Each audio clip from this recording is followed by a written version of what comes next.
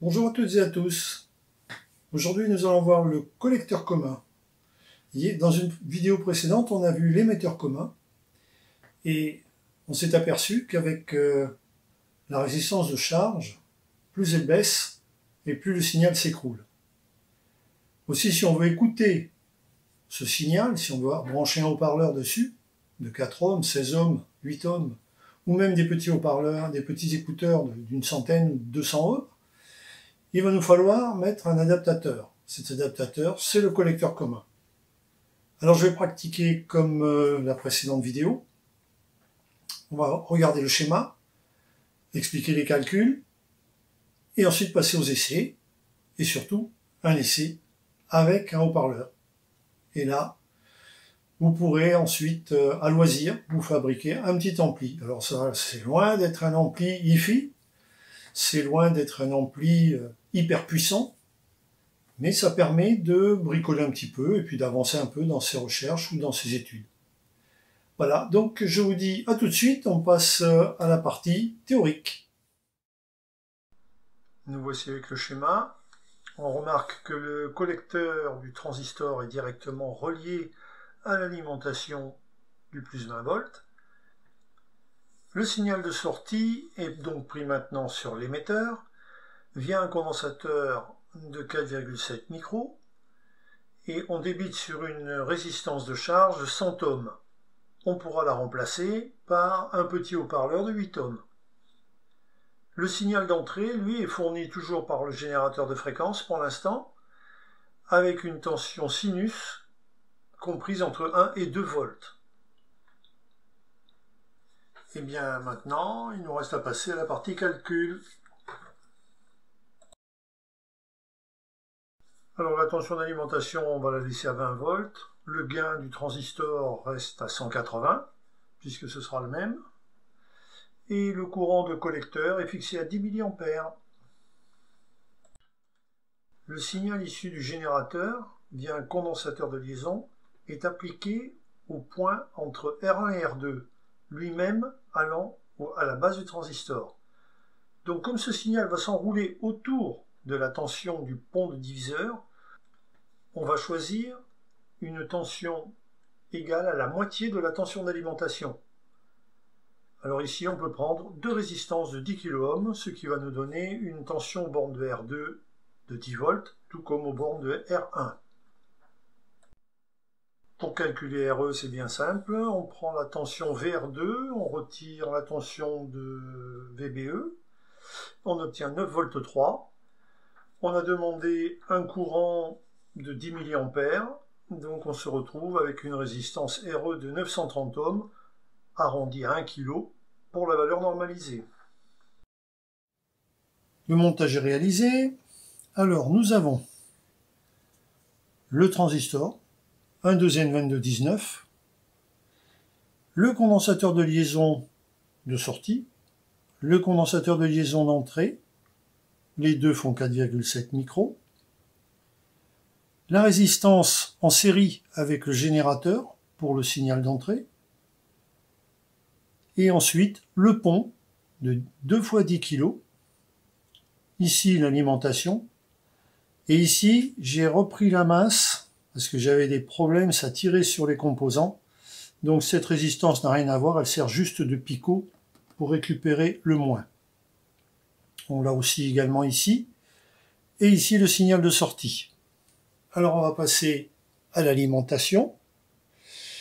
Donc ici on affiche 20 volts.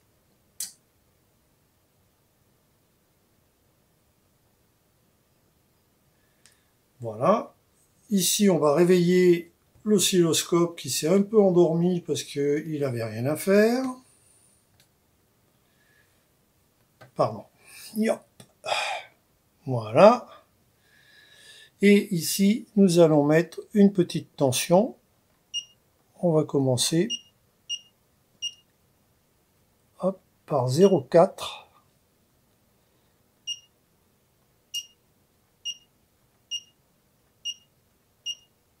Voilà, on avait dit 1 volt.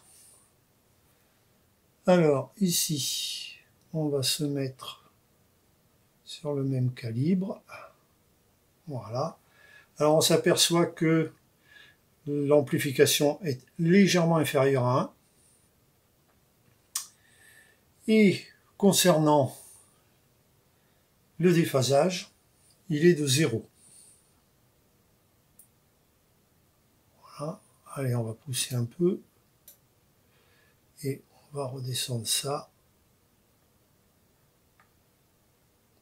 ici. Voilà. Donc on a les deux signaux qui sont quasiment identiques puisqu'on a 1 volt sur le premier, 830 millivolts sur le second, sur la sortie. Et maintenant on va monter, on va voir à partir de combien il y a écrêtage. Alors là on va redescendre un peu parce que sinon on va sortir des limites. 1,5 volt à l'entrée, 2 volts. 2 volts, aucune déformation, aucun écrêtage.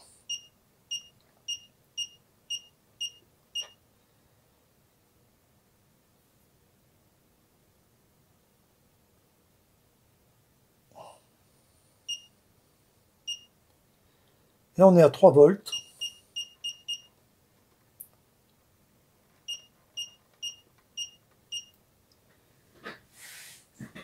4 volts.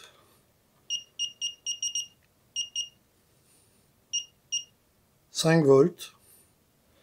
On va pas aller beaucoup plus haut, ça ne sert pas à grand chose. On s'aperçoit que le montage suit correctement.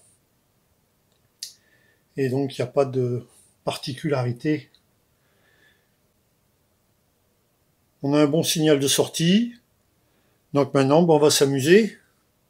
On va couper tout ça, on va redescendre la tension et on va brancher un petit bignou qu'on va appeler, hop, le voilà, haut-parleur. Alors oui, il a pris un coup, bon c'est un haut-parleur, je vais pas dire qu'il est aussi âgé que moi, mais pas loin. Hein.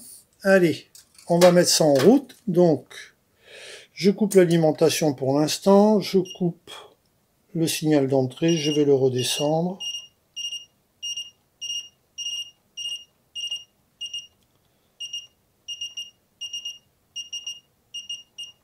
Bon, on va le laisser à 0,5. Et je vais mettre le haut-parleur à la sortie. Alors, le haut-parleur, le voilà. Je le mets ici. Je branche la masse,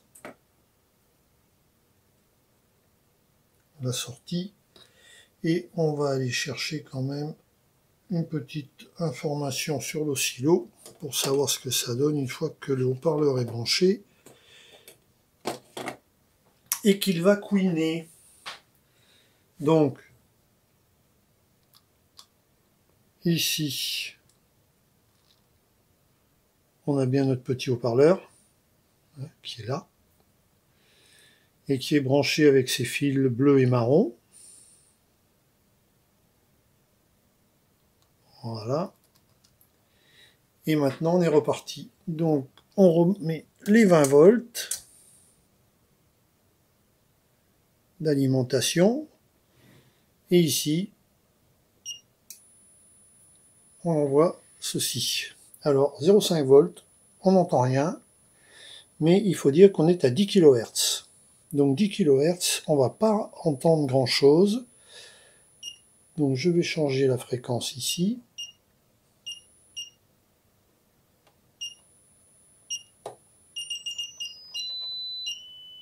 Voilà. On va mettre un... Là on commence à l'entendre. Ça manque de puissance.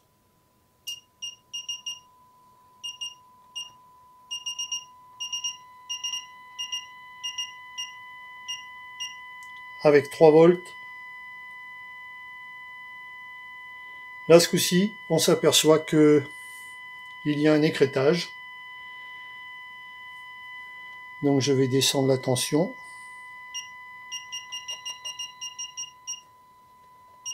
Pour pas qu'il y ait d'écrêtage. Voilà. Bien sûr, on se retrouve avec un petit déphasage qui est normal puisqu'on a mis un haut-parleur. Un haut-parleur, c'est une bobine. Donc il a tendance à déphaser. Et là, on va monter en fréquence. Pardon. Là, je suis en square. Voilà.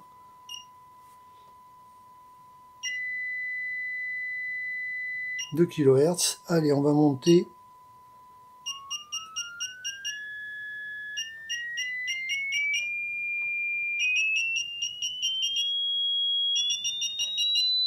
Bon, au-delà de 4 kHz, c'est pas vraiment nécessaire. On va même descendre maintenant en dessous du kilo.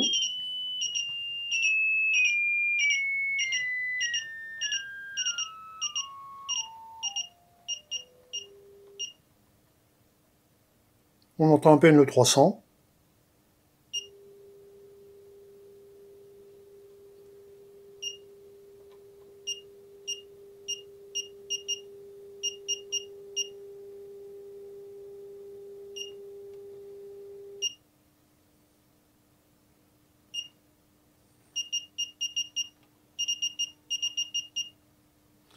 Voilà, là on a 3 volts 1 en entrée, 300 Hz, on entend à peine le bourdonnement.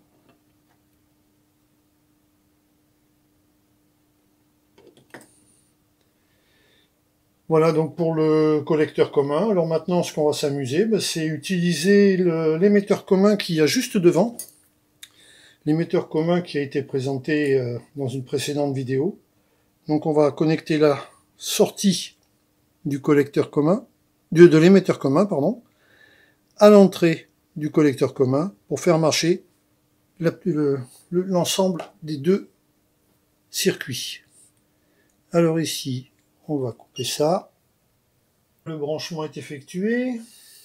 Donc, on a notre condensateur de liaison qui relie le collecteur de l'émetteur commun à la base du collecteur commun. Nous avons toujours ici notre haut-parleur qui est branché. Ici, j'ai pris le signal, mais il va y avoir une interférence due à l'oscilloscope, donc je débrancherai en cours de route, et on entendra bien la différence de son. Revoilà le haut-parleur. Alors, on commence par 20 volts.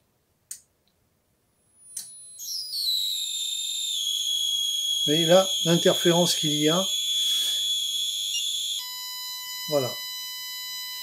Donc ici on est à 1000 Hz. On a 40 millivolts à l'entrée de l'émetteur commun.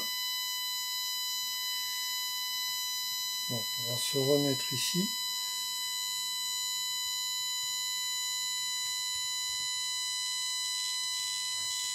Et là je vais retirer la capture du signal en sortie de l'émetteur commun. Ça va tout de suite mieux. Et ici je vais monter en tension.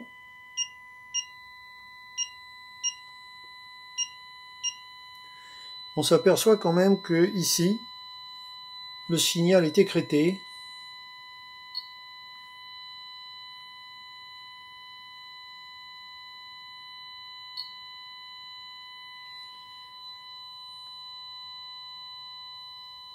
Et qu'il y a une sérieuse interférence qui vient de je ne sais où. Et ici, la fréquence.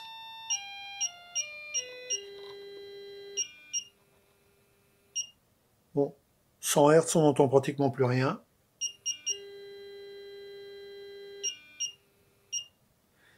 Et si on augmente la tension d'entrée,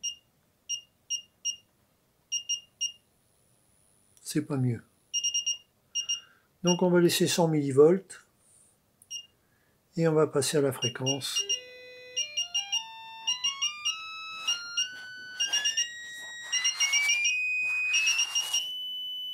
Voilà. Donc comme je l'avais dit au début, vous n'aurez pas un ampli hi-fi, vous n'aurez pas un ampli de très grande puissance. et pour faire des petits bricolos, ou pour avancer dans l'étude, parce qu'après rien ne vous empêche de modifier les paramètres du pont de base pour l'émetteur commun ou de sa résistance d'émetteur. Pareil pour le collecteur, pour faire vos propres essais, pour faire vos propres études. Voilà, vous avez déjà une base de travail. Et j'espère que ça vous aidera, que vous pourrez vous en servir. Et je vous dis à bientôt pour une autre vidéo. Alors peut-être un autre ampli, genre push-pull, ou un ampli AOP, ou peut-être un autre montage. Je ne sais pas encore. Voilà, je vous remercie d'avoir suivi cette vidéo et je vous dis à bientôt.